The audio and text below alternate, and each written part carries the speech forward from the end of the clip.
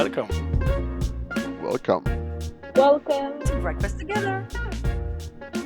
Hello, everybody. Καλώς ορίσατε αγαπημένοι μας ακροατές. Buenos días. Hello, everybody. Tudo bem? Tudo beleza? Beleza, beleza. Bom dia, os queridos seguidores. I see some Brazilian over here. It's like somebody like doing a challenge. I don't know. Kilamahe? No, I've never heard of this before. Who could be doing a challenge in Brazilian Portuguese? I don't know what to... Não entendo nada. No entendo nada. Não entendo nada. Muito bem. Wow, I think we have a new topic cooking for our episodes for the future about some language challenges. But today this is not going to be the one. But speaking about cooking, Oh yes, there will be something else cooking. Yeah, and it's not feijoada. our Sunday.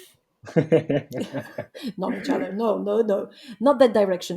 But yes, yummy topic today for our beautiful listeners. Another Sunday morning, and today we will be actually discussing some of our international and not only experiences of food. And we all, as you know, live in different locations. I've recently changed mine, and I'm back in Turkey, which is a very exciting news. And let's look at our favorite dishes. I'm sure after today's episode, you will feel very hungry. Let's see how much hungry you're gonna get. Hungry for food and languages. For sure. I mean, you live in Berlin together with Dimitra. So, favorite dishes in Berlin. What are these favorite dishes in Berlin? I mean, Berlin practically has two dishes, like Berlin dishes, like the Döner and Currywurst. Oh yeah. And none are particularly proper food, let's say. Oh, come on, dinner is a proper, especially at some times of the night. Yeah, okay. For that, it's pretty useful. It has saved many nights, many hungry nights. But yes, we have the Döner, which basically started actually as, I think, from the Turkish Gastarbeiter who were working in Germany, and they wanted to have some kind of like quick food, some kind of lunch, but not just like a boring sandwich. So Correcto. that's why it was this That's like true. magical mix between bread or dürüm and like the I don't know how you would call it internationally, like the On a swirl. yeah, we call it gyros. It's called the what's the name actually in Turkish? Like, which is the Yeah, proper term for that? actually, it's a good language lesson we're starting with because döner actually means to turn. Dönmek is to turn. Ah, So it's something that is swirling, turning around, and that is the way the meat is cooked, right? It's turning very slowly around something very hot. Hence the reason the meat is also cooked in a certain way. So yes, it actually is called döner kebab, the one that is turning, and typically it's just being cut into pieces and, as you mentioned, put into bread, in between the bread, and filled in with some salad and probably some of the vegetables and sauces. But funny enough, you also mentioned dürüm. Dürüm is the same thing, but dürüm is the wrap. So it's the same thing but the wrap. So döner is in bread, dürüm is as a wrap. Okay, that Yeah, that's the cleared up a lot of Woo. questions and a lot of confusion, hopefully. Now I'm gonna flex. I'm gonna flex to my friends in Berlin. I'm gonna talk about Dürüm and Doner. I know the difference now. Yeah, right? You're like, do you know? Do you know about Like a that? pro. Yes. Excuse me, I you mean, don't know? Warsaw has döners as well. How about Oslo? Are there also like some döner kebab sort of culture there? Yeah, of course. In Norwegian, we say kebab. Sorry, kebab, and yeah, it's like as you mentioned, you eat it usually during that time of the day or night, rather. Like it's a food, that you do the pre-party or post-party. It is quite popular. Another thing that we have, this is very funny. So we have a tradition in Norway that is called. Fredagstaco. So it is Ah. Friday taco. And the taco that we eat in Norway has nothing to do with the real Mexican taco, because the tacos in Mexico are small. The one, if you want to imagine the taco we eat, it looks like a burrito. Oh. So like it's a big wrap. So it's like Tex-Mex. This tradition in Norway started, I think, in the 80s or 90s and 90s, and we suspect that it was maybe like just a brand of tortillas or brand of spices that like started this thing, but now the Like whole a Norway is marketing doing trick, that. kind So of in like Yeah. a campaign. exactly like marketing trick that actually became like a national, I don't know, treasure. So the whole Norway eats tacos on Friday, which are not tacos. I personally, I really like it. Like I like Norwegian tacos. It's like, of course, I also like Mexican food. So it's typically made of minced meat, usually beef, and then you put in corn, salad, tomatoes, guacamole if you want, sour cream. Sour cream is very popular in Norway. Hmm. And yeah, maybe some other kind of sauce, and then of course the spices, and there are like specific taco spices, and it's like it's like a national thing. I think it's nice, but like, not to offend any Mexicans, like. I think they're already offended by what Norwegians call tacos. It's gonna be on you. They probably don't Yeah. know yet. No, it's the Now time. that this when this episode is out, they're gonna know. Yeah, yeah. And it's like in that meme, no one's gonna know. How would they know? They're gonna. I have another quick question for Asia. What does kebab mean? Oh, that's a great question. I was actually about to tell you about that whole kebab sort of thing, and I have a funny story about that as well. So kebab in itself as a meaning, I actually don't even know what it means. I don't know exactly what that word means. Maybe Irena can help me from Arabic. I don't know, but I'm not sure. But however, that is a very interesting thing because when we look at Döner or Dürüm, so meat between the bread or meat, which is a wrap, we tend to call it kebab. But actually, that's what I thought when before I first time went to Turkey in 2011, or sorry, 2010 that was. I When I say kebab, I meant Döner or Dürüm, just in between the bread. So I remember when we were going to Georgia by car from Poland, there was quite a trip, and we crossed the border. We were going by land, and we crossed the border of Edirne, and the first stop was in Silivri, and we were very hungry. So me, my mom, and some other passengers we had in the car, we stopped at the first restaurant, and of course, very confidently, without any knowledge of Turkish, I said I want kebab because I was like, oh, I'm gonna have some nice, in between the bread thing. Hmm. And what I received a plate with a bit of onions, a bit of rice, and a huge long thing Yes. like meat. And I was like, what is this? Like, I asked for kebab. What is this? And then and there, I realized, and I was explained that kebab is actually type of meat, and there are so many different types, and I got the most classical one. When you say kebab in Turkey, they mean most probably kebab adana, Mm, which means it's a minced meat which is being put on a stick, then heated up, is like kind of grilled, then you take it from a stick and you give it as a one piece minced meat which is cooked. And it was shocking for me. And then I found out that there are so many kinds. There's kebab Adana, kebab Urfa, kebab Beyti, kebab Iskandar. Uh, Ooh, Iskandar, that's a good Goodness. one. Oh yeah, Iskandar is I love it. incredible.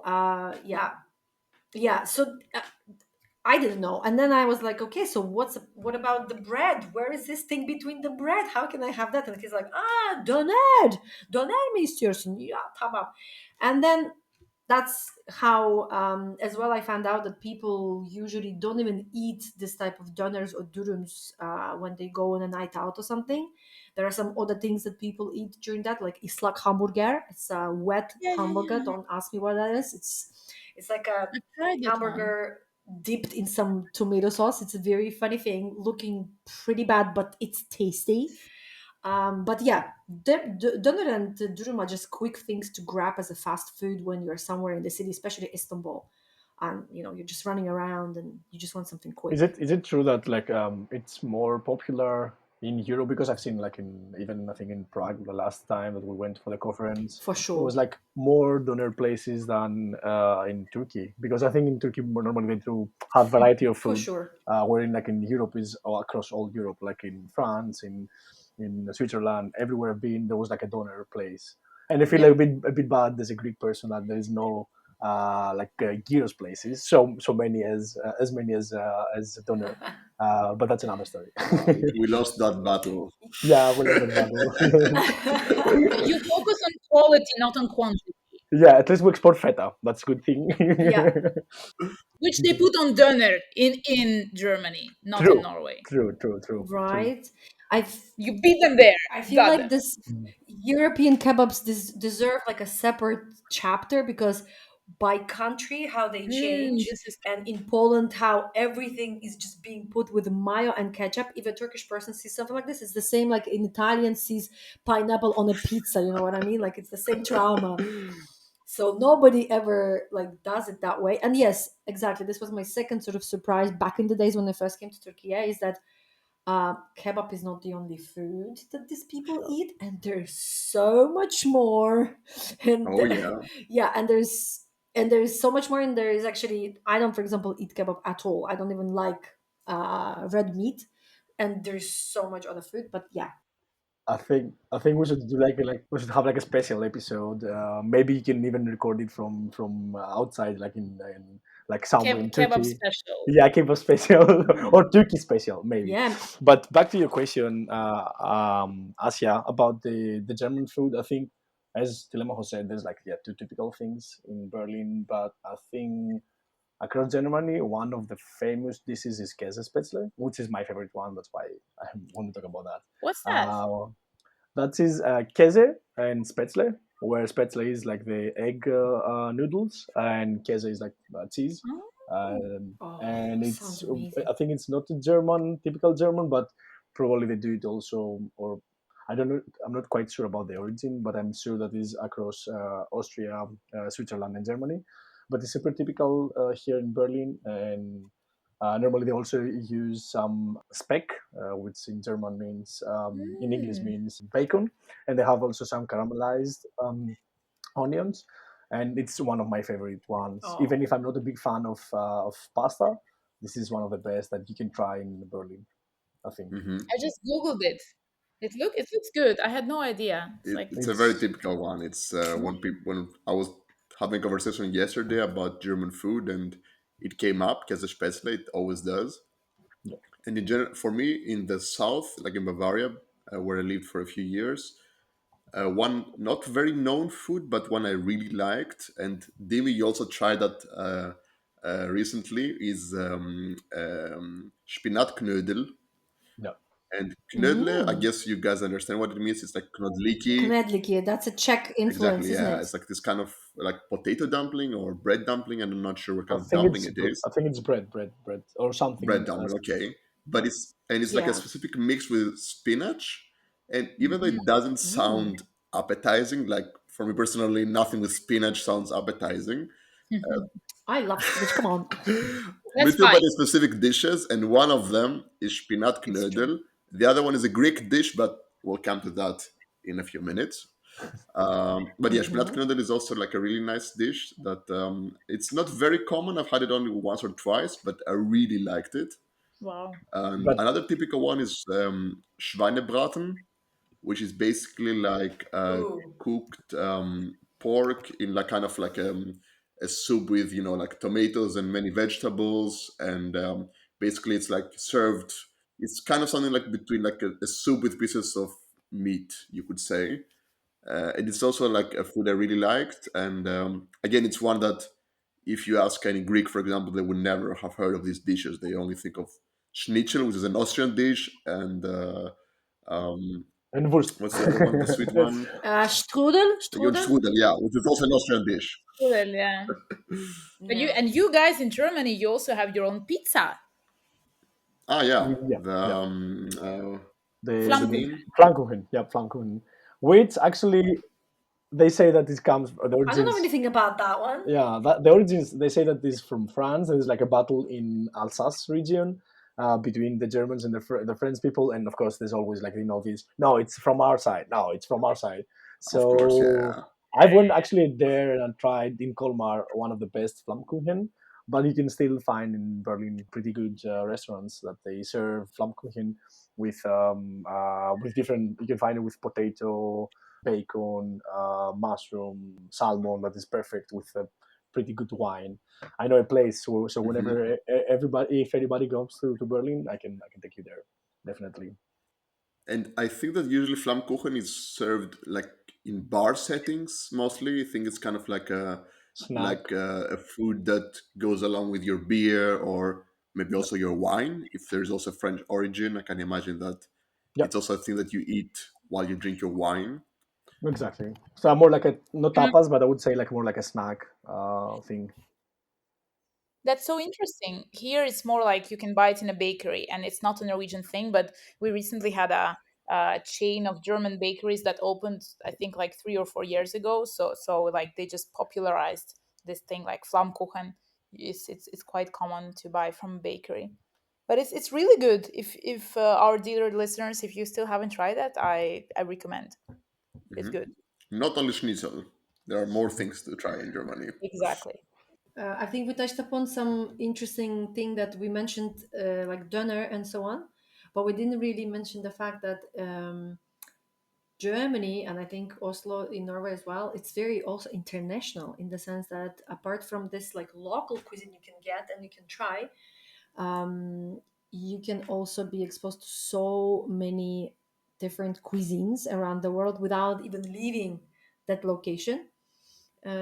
I personally, for example, back in Warsaw, because in Turkey, absolutely not. It's usually Istanbul that is like full of international options. But if you are somewhere else, then the options are typically of Turkish cuisine, which is very diverse depending on the region. But in Warsaw, I don't even remember myself eating Polish food. Frankly speaking, I all I eat is it's Asian cuisine, starting from Thai, Vietnamese, to Japanese ramens. I'm sure it's very similar in Berlin, isn't it? But that's first of all, that's very different from my experiences in Poland, even though I've Mm-hmm. never lived as long as you. Yeah. When I go to Poland, I just eat pierogi every day. Oh my I eat God. I sweet never pierogi for do.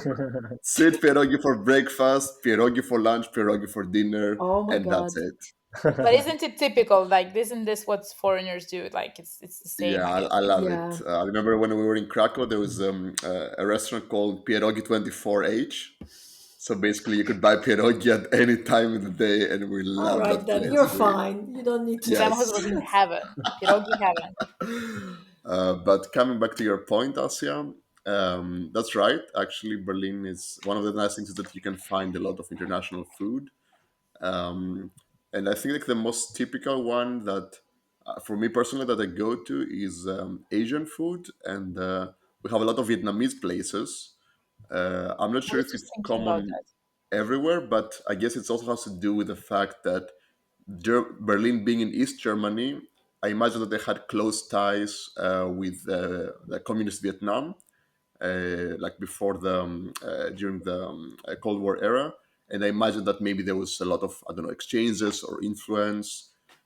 I'm just assuming, by the way, I don't know it for a Yeah. fact, but so we have many Vietnamese places, and I love them. Like pho is like my favorite soup. Um, and by the way, fun fact: I had a discussion with a Vietnamese friend of mine about how to properly pronounce pho, and she basically told me just say the English F word and forget to say the K at the end. And I tried it, and she told me, Fuck. yes, yes, that's exactly Fuck. how it's pronounced. Okay, good tip. Like, That's a very uh, good tip. and of course, I also love banh mi, which is this kind of Oh, French love banh. Vietnamese fusion food, which basically it's the French baguette with like the Vietnamese kind of French baguette and pate, and the Vietnamese kind of herbs and filling. And for me, this is also like the peak form of the sandwich. So just Which these one is two your foods, favorite? I love it. With pate? I mean, uh, sometimes with pate, sometimes just the chicken one, but I like to switch it up a bit. But this is also one I like. And yeah, other than that, in Berlin, we have also lots of yeah, Indian cuisine, Thai, lots of Latin American Greek cuisine cuisine. as well. Sorry. Greek cuisine as well. Yeah, even though I'm a bit always skeptical I about think you can find every restaurant. Greek cuisine. You can find it, but to be honest, I always get kind of disappointed when I eat Greek food abroad. Yeah, I have very similar with Turkish cuisine in Poland, but it's getting better because we are getting. yeah, but this makes sense because you judge based on your experience in Greece, right? And I feel the same. But if you eat, Hmm. for example, Vietnamese food and you never have eaten before Vietnamese food, you don't have something to compare. I feel the same Hmm. actually, Tidamahe, like you. But I feel that Germany has a lot of, as you said, like a lot of variety of cuisines because of a lot of gastarbeiter at the time, a lot of Turkeys, a lot of Greek, Italian people, even Asian, as you mentioned, after the Cold War or because of the communist, like in the East Berlin. Regime. Yeah, so I guess that's why maybe also Germany haven't really involved in their cuisine. They have not a lot of variety of dishes, but they have specific, mostly I would say, meat dishes. The traditional ones, yes. I remember, like when I was living in Bavaria, it was for vegetarians. It was a nightmare Yeah. because if they went to a German restaurant, I mean, the menu is small enough as it is. It's like 6 dishes or something, and then it's like there's one salad, and that's it. That's the only vegetarian option, and that's because also there's the Wurst salad, which is basically sausage salad, which is a salad that Oh, has no green yeah. things in it. It's like So what is it? It's it's just sauce. potato and a bunch of That's a bunch not a of salad then. sausages. So it's I wouldn't call Oh it a salad my. even, but yeah. So Oh my in, god. in the Referring to our last episode about international dating, this is how dating scene feels in Norway. Potato and a bunch of sausages. If you haven't listened to the previous episode, you should definitely do that. that's a good one. But we have Yeah, we but spoken about the favorite dish that we have in the places that we live, and I think if we keep talking, we can make like a 2 3 hours episode. But what is your favorite dish from your Yeah. home country? For example, you, Asia. I've heard about your preferences over soup and things that contain protein. Yeah. Wow. Now, yeah, I have many home countries, I guess. But yes, let's refer to maybe Poland. It will be easier. I think, yeah, I think I shouldn't be thinking more about this because, as you said, then we will never stop with our preferences and all. But I'm definitely a big fan of chłodnik, which is considered to be actually a Lithuanian dish. Yeah, it's pretty much a cold borscht, I guess, to just kind of take it into international level, and a lot of people may be offended by this, but don't be. It's just to make it a bit more understandable for those who don't know what chłodnik is. And again, there are also different. This soup is a typical summer soup. Let's just consider it as gazpacho of wow. Eastern Europe, and it's just, yeah, it's just a thing which you don't need to cook. You just mix certain things together, and yeah, it contains obviously beetroot, eggs. This is the only thing that you need to be cooked separately. Eggs, a lot of fresh greens. So you have spring onions, you have parsley, you have Deal. dill is the most important. Actually, not even parsley. Dill is the most important. And yeah, my mom makes it with Hmm. beetroot concentrate, like essence, that is meant to be very beetrooty, and adds in the end a little bit of sour cream. But there is also ways to make the soup with Please, not sparkling sparkling water. water and some kefir, which Don't is do that like to a Hodnik. buttermilk. Yeah, I was so like, excuse I'm me? not gonna go. Yeah, yeah, I'm not gonna go into this. I think it's called akroshka or something like that. I'm not really sure about this, but yeah, I've never tried it actually. I do prefer the red version of it, and yeah, hodnik is by far the best. I can eat it every day, and if it comes, I need to mention one more thing because I actually learned how to cook it recently, and it's only during Easter. It's a traditional sweet. Um, what do we call a sweet Hmm. pastry that is called mazurek, and I absolutely love mazurek. I actually even love cooking this, which is very weird because sweet things I'm not really good at baking or so. But mazurek is my favorite, and I make a white chocolate coconut lime curd cream decoration, and it is so delicious. But only in Guys, I Easter, so I just make it googled only it and once it a looks year. really nice. It's so nice and nicely Oh yeah. decorated. When you listen to this, just look all the dishes up, what we're mentioning. It will give you a little bit more taste. This is what I'm doing, at least, when they mention something I don't know. But yeah, as for me, I like, of course, like being a Ukrainian, top, I think one dish in Ukraine is salo, which is pork lard. And it's like, I think, yeah, again, as you mentioned, Telemachos, it's also hard being a vegetarian in Ukraine, because like our cuisine is based like so, it's all like pork, pork, pork. Well, this is like pork fat, but it's like, it's really, really good. It can be smoked, it can be just salty. Like here in Norway, we do have it in Ukrainian shops. Sometimes my mom buys it and brings to me. But it's like good. And then I will have to mention like one more dish, because I have part of my family lives in Asia's country of origin, which is Belarus. So there, it's the land of potatoes. Like, those guys, they Oh have my god, like a my genuine, favorite. they worship potatoes, basically. So one of the very typical dishes that other Mm. countries have adopted, but it comes from Belarus, is draniki, or you can say deruni, or there are many ways of calling it. So it's just like, Yeah. and it has like Switzerland, Germany, they have similar dishes. It's like, what do we call it? Like grated potatoes. Mhm. Um, yeah, with egg and Yeah, yeah, onion. It's Hmm. like, exactly. it's so good. The problem is that it takes a lot of time to make it, because you have to Agree. grate it. Uh, Yeah. but Yeah. like, it's super easy to make, and it's so tasty. Dimi, what do you like from Greek? That's a tough Ah, you're question. Oh. in That's a Greece tough. now. Oh my Yes, and god. that's a tough question because everybody's asking me like, "What's your favorite dish?" And I cannot decide because there are so many. Sorry about that, You're but like, there's I so love many. all my children. It's like, there's no favorites. Okay, if Gemistas, no, Panacoris, no, Zeus, don't start, don't Panacoris, start, don't start, don't right? start. No. So can I choose at least maybe top three? Would that be like fair? Yeah, go ahead. That's a good one. Yeah. Okay. I thought he's gonna say top No, 10. Yeah, no. yeah, yeah. I mean, I can have a top 10 list for sure, but I want to try to sort it, make it like shorter. So I would say, so my mother, whenever like she asks me, and she does it every time that I'm back in Greece, to Greece for holidays or for summer holidays or Christmas or whatever, what do you want me to prepare to you? It will be like a popularity. I would say first pasticcio, which is like it's a. Mm. I was not sure if it's a Greek dish, but I think it is the version of the Italian lasagna. It's like similar to Ah. lasagna because it's like of layers of pasta that is normally tubes that we fill them This is up pasta al with forno for our Italian Ah, listeners. cannelloni, cannelloni, cannelloni, cannelloni, no? yeah, like Or cannoli. yeah, like Yeah. kind of Similar, cannelloni. similar. Mm, Similar, yeah. We have like a mincemeat inside.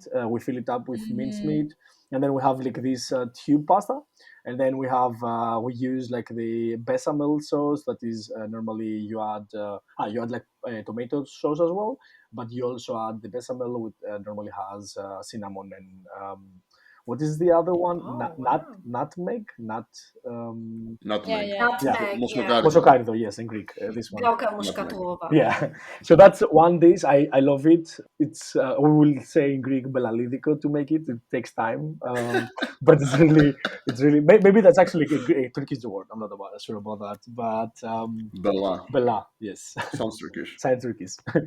Bellali. Belali.